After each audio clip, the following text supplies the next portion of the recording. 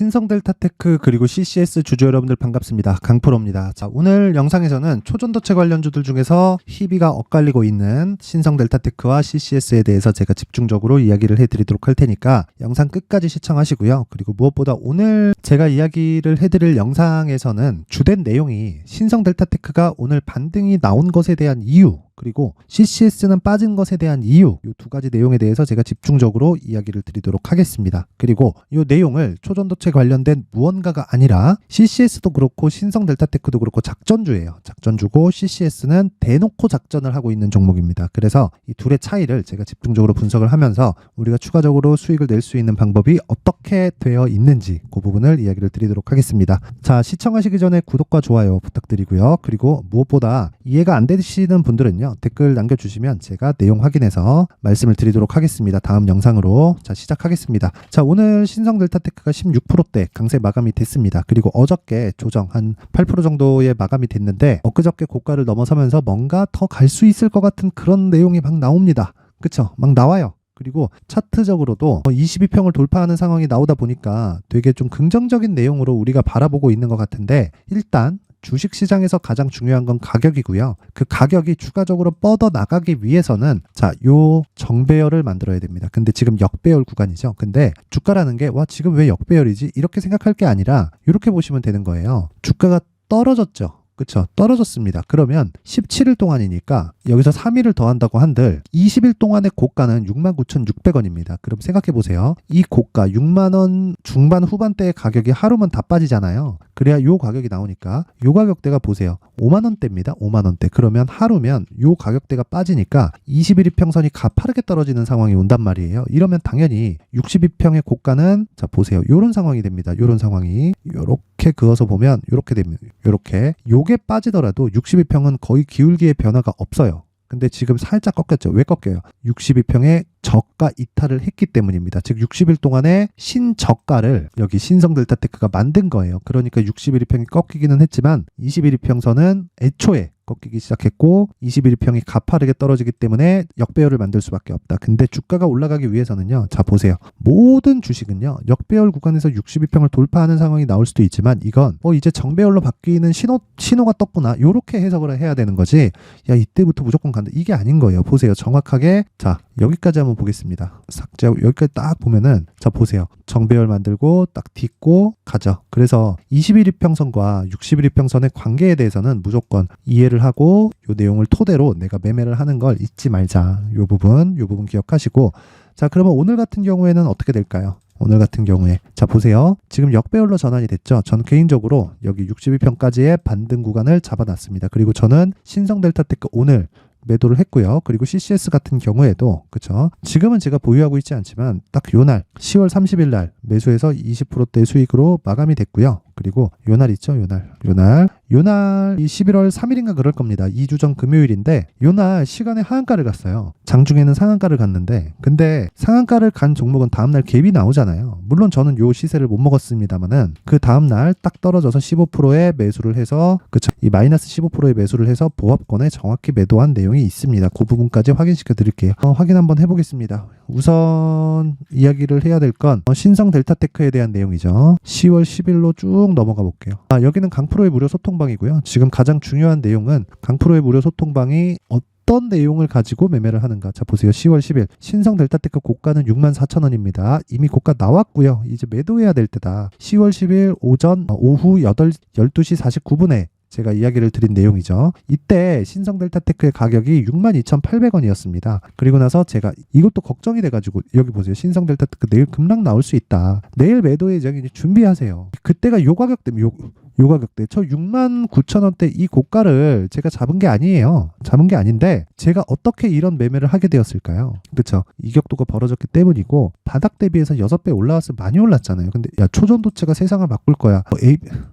무슨 소리입니까? 그 APL 논문 어쩌고 저쩌고 하는 사람들 있죠? 다 그냥 믿고 걸으시면 됩니다. 그냥 믿고 걸으세요. 그거 자기가 논문 쓰나요? 초전도체 본 적 있나요? 실제 본 적 있어요? 연구에 참여했나요? 그럼 어떻게 알아요? 그쵸? 그리고 그쪽에 뭐 평생을 거쳐서 공부를 했나요? 연구를 해봤나요? 아니잖아요. 야, 초전도체가 이런 거야. 이런 거니까 앞으로 이렇게 되겠지? 주가도 오르네. 야, 더 오르네? 이렇게 된 거잖아요. 이거 하지 말라는 거예요. 우리는 주식 투자자입니다. 주식 투자자의 목표는 재료에 대한 믿음이 아니라, 즉 성장성에 대한 믿음이 아니라 그 성장에 맞게 주가가 올라가는 과실을 따먹으면 되는 겁니다. 그래서 모든 문제는 저가를 잡으려고 하는 데서 생기고요. 내가 고가를 정확히 잡아서 매도를 하려는 것 때문에 생깁니다. 즉 심리 때문에 생기는 거예요. 그래서 정확히 저는 이야기를 드립니다. 순서대로 주가가 올라가는 첫 번째 단계는 신고가다. 신고가. 근데 신고가를 만들기 위한 첫 번째 단계는 정배열을 만드는 과정에 있다. 그리고 정확히 신성 델타테크는 이 구간에서 정배열을 만들었고요. 신고가를 8월 초에 만들었으며, 그리고 나서 매물 소화 과정을 거치고 올라갔다. 그러면 우린 매수를 언제 합니까? 신고가를 만들고 주가가 충분히 떨어졌을 때 매수를 한다. 그래서 저는 25,000원, 6,000원대에 신성 델타테크를 매수에 가담을 했고요.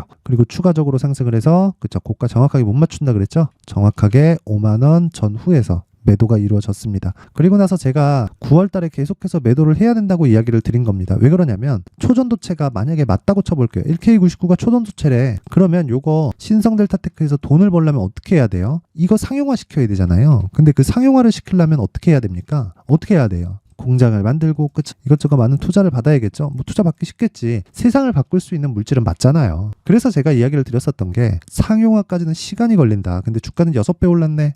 그러면 앞으로의 상황보다 주가가 너무 빨리 올랐잖아요. 에코프로 지금 어떻게 됐습니까? 150만 원에서 60만 원까지 떨어졌죠. 2차 전지가 에코프로의 기술력이나 이런 거는 정확한 건 내부자들만이 알겠지만, 제가 정말 말씀드리고 싶은 그 내용 한 가지는요, 에코프로에 대한 기술력이 아니라 에코프로가 성장할 수 있다는 내용입니다. 그건 정부 정책의 방향이 친환경, 즉 탄소 배출을 낮추는 데 목적이 있기 때문에 전기차 시대가 오기는 올 거예요. 그리고 결과적으로는 전기 생산 쪽도 지금 탄소 배출에 대한 규제가 있을 거라고 저는 생각을 하는 사람입니다. 그런데 아직까지 그런 규제는 있지는 않아요. 근데 결과적으로 전기차 시대가 발전하면 발전할수록 원전에 대한 수요도 굉장히 늘어날 거라고 생각을 하지만, 그런 부분이 주가에 반영이 됐다면 어떻게 될까요? 이미 앞으로 좋을 내용이 반영을 시켜버린 거예요. 그러면 당연히 그것에 대한 가격 부담이 있을 수밖에 없고, 신성 델타테크는 바닥 대비해서 6배가 올랐으니까 내가 그냥, 그쵸, 고가를 잡지 않고, 그쵸, 한 2주 3주 만에 한 100% 정도 수익 났으면 오케이, 너무 좋다, 이거 그냥 끝이다, 그쵸. 이렇게 하는 게 매매입니다. 그게 아니라 여기 왔더니 신고가 더 가겠는데, 매물 소화 과정이 있다고 말씀드렸는데 그것도 그냥 싹 다 무시하고, 그러니까 이런 상황이 되는 거예요. 그런데 제가 내리면서도 계속 이야기를 드렸었던 건 반등 한 번 남았습니다. 그런데 그 반등이 남았었던 그 이유는, 그쵸, 세력이 못 빠졌다? 그거 어떻게 알아요? 여기서는 무조건 쌍봉 나옵니다. 왜? 세력이 못 빠졌거든요. 근데 여기서는 세력이 뭘 할지 몰라요. 절대 알 수가 없어요. 그래서 제가 계속해서 이야기를 드렸었던 거예요. 저가 잡으려고 하지 마시고요. 일단 가격대 확인하자. 무슨 가격? 반등 가격. 그래서 그 반등 가격을 제가 이렇게 이야기를 드린 겁니다. 요 날 있죠? 월요일 날 종가에 18%까지 올랐는데 저 손도 안 댔습니다. 손도 안 댔는데, 정확히 제가 고가에서 잡고 나서 언제부터 이야기를 하기 시작했느냐, 뭐 중간중간 많은 이야기를 했습니다. 4만원 이탈 가능합니다를 5만원 후반대부터 얘기하기 시작했고, 자 보세요. 근데 어저께는 제가 뭐라 그래요? 여기 보이시나요? 11월 14일 어저께죠. 신성 델타테크 오늘 35,000원 못 지키면 2만원 초반까지 내려갑니다. 이거 제가요, 종가의 이야기를 한 것도 아닙니다. 오전 9시 21분에 이야기를 한 거예요. 오늘 35,000원 못 지키면 2만원 초반까지 내려갈 수 있다. 어제 강세, 오늘까지는 확인이 필요하다. 매수 금지. 그쵸? 언제예요? 9시 22분. 근데 딱 오늘, 어제 종가 보세요. 요 내용. 자 보세요. 35,050원에 35,000원 지켰죠. 그리고 오늘 딱 반등 나오죠. 그래서 제가 바로 들어가죠. 신성 델타테크 장중 매매 들어갑니다. 어제 하락 확인했고요. 오늘 35,000원 지지 확인했고요. 그리고 단기 공략 기준으로 진행하고요. 예정 매도 단가 39,000원에서 4만원으로 구간 설정하겠다. 그리고 현재가 36,150원, 36,300원까지 잡을게요. 매수를 잡겠다는 이야기겠죠. 당연히. 자 보세요. 그러면서 쭉 올라가서 신성 델타테크 2% 수익 구간 진입, 5%까지 확대되었다. 매도 가격 4만원 고정, 변경 시 다시 코멘트 하겠다. 그러면서 다시 이야기를 합니다. 제가 몇 시에요? 이거 10시 24분. 장중 매매 신성 델타테크 4% 수익권 4만원 고정, 매도가 취소, 확인하고 매도